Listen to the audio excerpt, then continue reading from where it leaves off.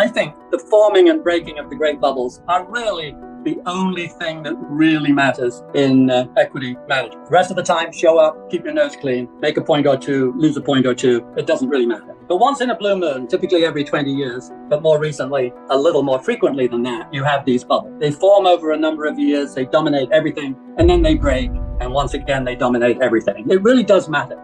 And if you can bring yourself to sidestep some of the pain, it can make a lot of difference. I don't think the bubbles are hard to spot, but that is my specialty. I look at the handful of real McCoy bubbles, the type that have really crazy investor behavior, that have masses of enthusiasm, and they stand out like a sore thumb. 1929, the 2000 tech bubble, the 2007 housing bubble in the US, Japan in 1989, both land and housing and the stock market, probably the biggest bubbles of both the equity market and the real estate market in the history of man.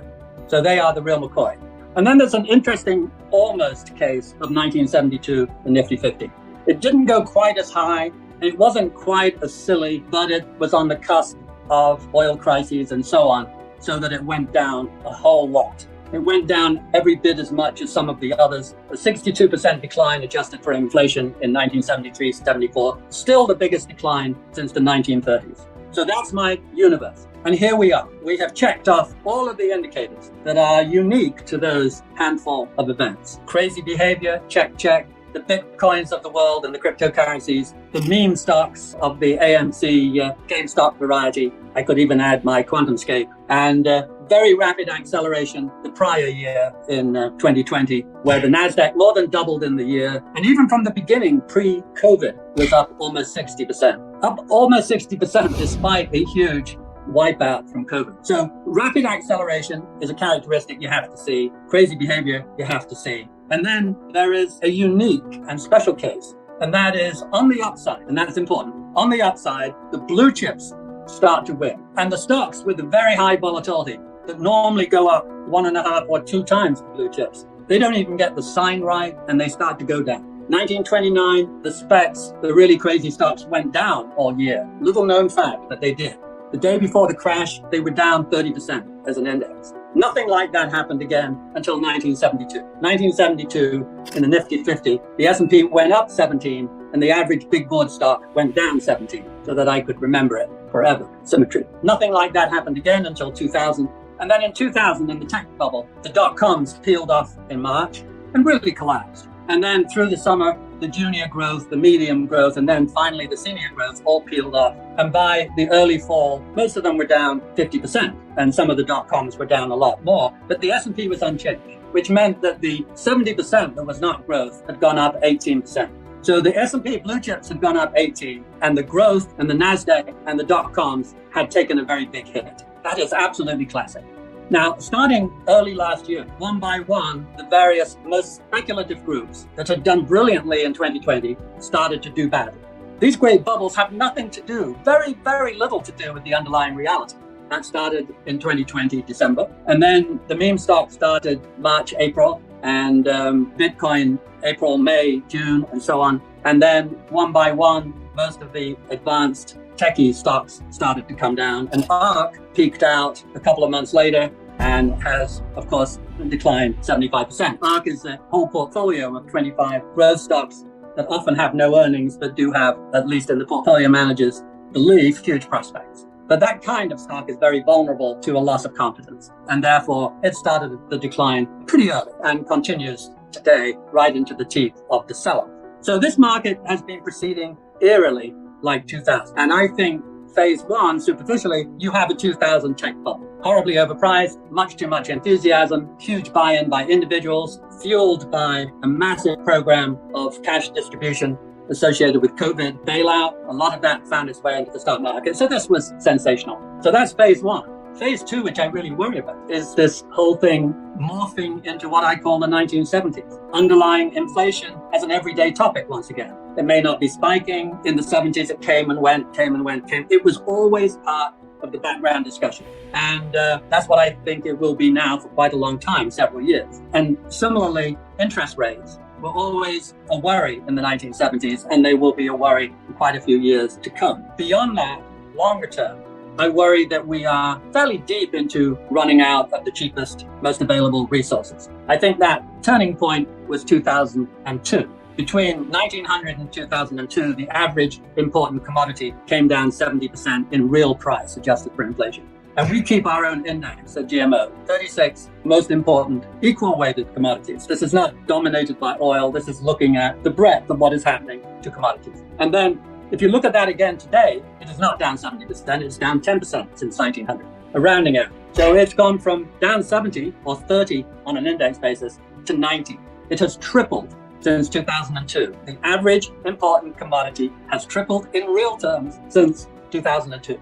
And I think this is an important problem going forward. We haven't done any capex. There are no great reserves of copper, lithium, cobalt, nickel, etc., waiting to crush onto the market. And yet we need them to green the economy. We're simply going to run light of these metals. We need technology to design a way around them, new batteries that don't use so much, recycling techniques to save what we have, etc., etc. We have bad actors around the world, as we see in the Ukraine with Russia.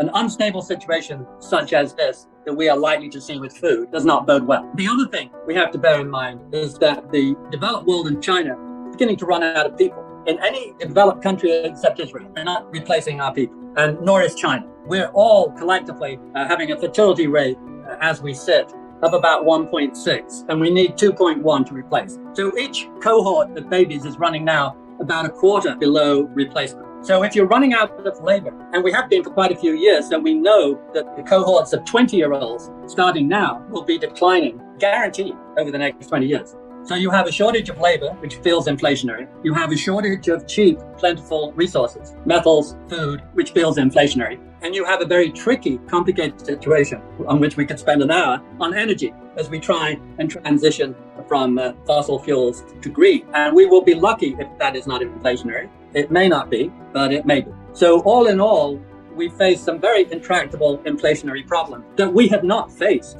It's one thing squeezing your labor for the odd 5 or 10 years. We've been squeezing our labor since 75. That's 25, 35, 47 years. And a lot of that is not profitable in any way. They are losing the ability to be healthy, viable members of the economic society, some of them. And if you look at the growth rate of the US economy, yes, it's had a very flashy top 10%. The FANGs are brilliant enterprises, probably a better handful of companies than we ever had at any time before in terms of their unique ability to move fast and make new ideas. But if you look down, further down the system, you find the level of new enterprises undertaken in the US is way down. The number of people in companies 1 or 2 years old is half of what it was in the 1970s as a per capita basis. We are simply not as broadly adventurous and capitalistic as we used to be. Why not? Well, for one thing, there are no capital reserves. You can't even raise enough money to start a barbershop. You ask, how much money do you have in reserve? And a third of Americans can't put together $500. You know, this is not a healthy system that we've developed. And the growth rate of the US economy has slowed more than people realize. That the productivity component has slowed down from 1.8 to about 0.9 for the last 15 years. 0.9. Now, it's still semi-dignified, but 1.8 compounds a whole lot better. And the problem there is you add to productivity, you add the increase in the workforce. And back in the 60s, you were adding 1.5% a year to the workforce. In the next 20 years, we'll be lucky if we only subtract 0.2%. So we've had an enormous drop of 1.7% a year in labor, and maybe more.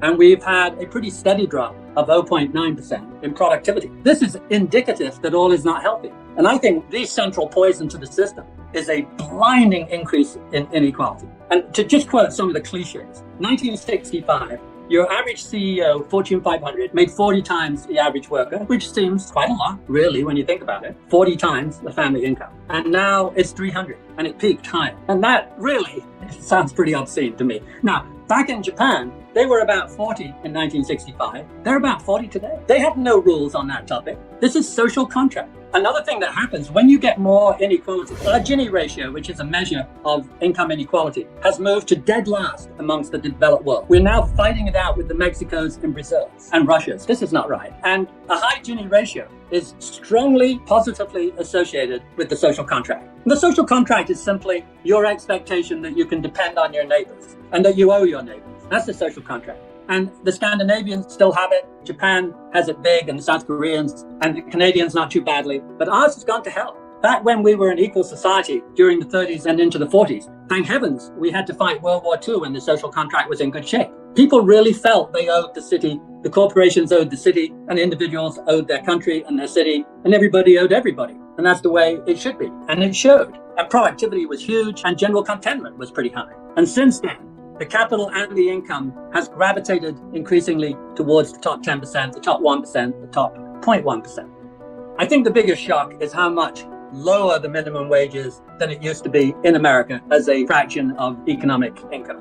I mean, what excuse can you say about that the federal minimum wage is something like a half of what it was in the 1960s, adjusted for inflation? I mean, this is just crazy. And it should be also adjusted for the increased wealth of society. So that's the very least you can do. And yes, of course, I approve of a basic minimum living wage, $15 or $20 an hour. It is important. But to get back to the main point, you have to find a way of increasing equality once again. That takes serious attitude. A lot of people trying, quite a few years. It's moving the pendulum, which has been swinging through Democratic and Republican regimes alike, has been swinging towards the rich, and you have to move it back a bit. And you can do that through taxes. You can do that through incentives. You can do that through helping educate the poorer people. Education is always a killer antidote to inequality.